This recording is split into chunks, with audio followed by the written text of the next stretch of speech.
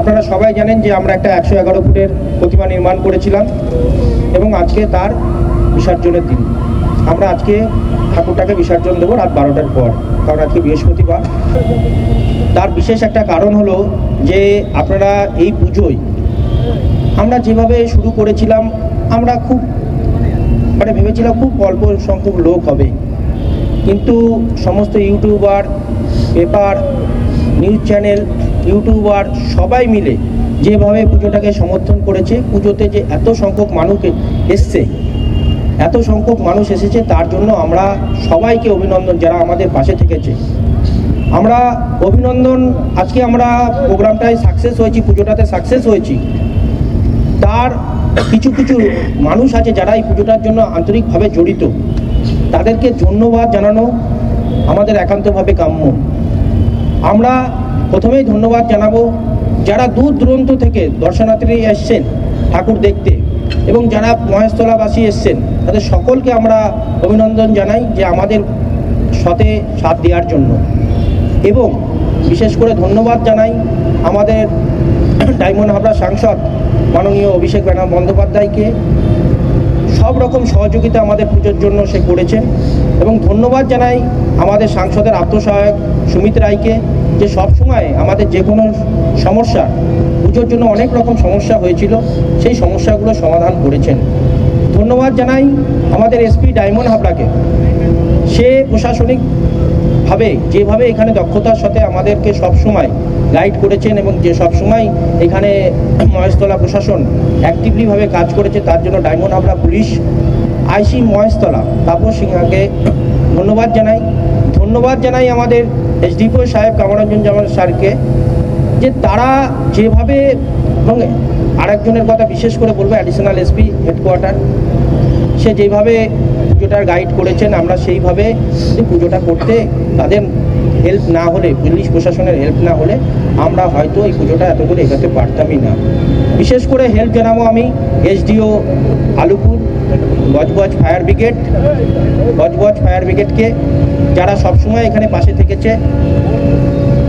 আর ধন্যবাদ বলবো যে মানুষগুলো বাটার ভিতরে থাকে, পুজো হওয়ার ফলে যে যানজটের সৃষ্টি হয়েছিল তাতে সত্যি খুব সমস্যা হয়েছিল। আমরা আজকে এটাকে রাজনৈতিক রং দেওয়ার চেষ্টা করেছে, যেটা একদমই ছিল না, ঠিক আছে। সেইখানে দাঁড়িয়ে দুর্ভাগ্যজনক কিছু কমেন্ট, কারণ মহেশতলাকে আমরা চেয়েছি যে বিশ্বের দরবারে মহেশতলার নাম যাক, বাটানগরের নাম যাক, ও মানুষ আসে জানি মহেশতলায়। আজকে আমরা সত্যিই গর্বিত যে আমরা অনেক জায়গা থেকে পুরস্কার পেয়েছি এবং আমরা এখনও একটা বড় জায়গা থেকে পুরস্কার পেতে চলেছি। আমি এখনই বলবো না, যতক্ষণ আমাদের কাছে মেলের কনফার্মেশন না আসবে। আমাদের থিমের নাম থাকবে শূন্যই হোক পূর্ণ।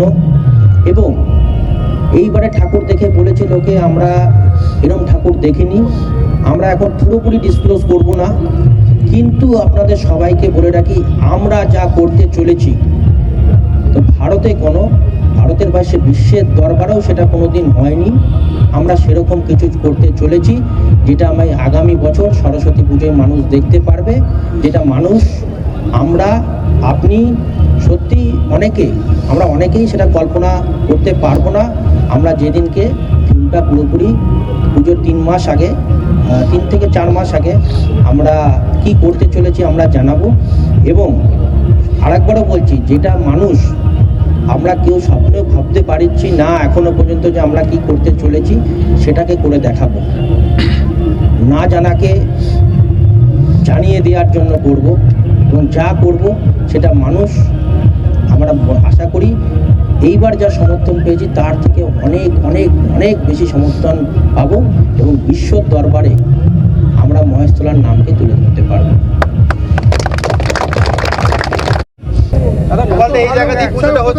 হ্যাঁ, এই জায়গাতেই হবে।